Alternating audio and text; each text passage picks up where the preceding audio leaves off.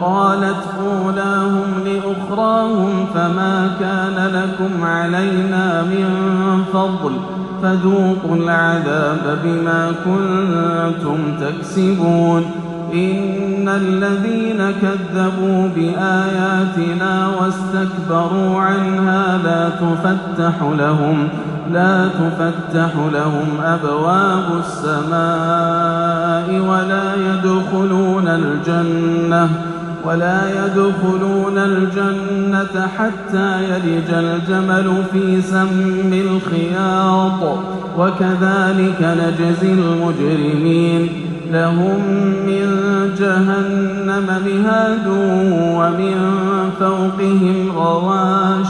وكذلك نجزي الظالمين والذين آمنوا وعملوا الصالحات لا نكلف نفسا إلا وسعها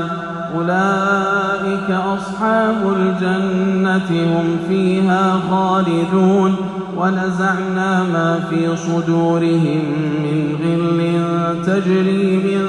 تحتهم الأنهار وقالوا الحمد لله الذي هدانا لهذا وما كنا لنهتدي لولا أن هدانا الله لقد جاءت رسل ربنا بالحق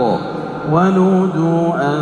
تلكم الجنة أورثتموها بما كنتم تعملون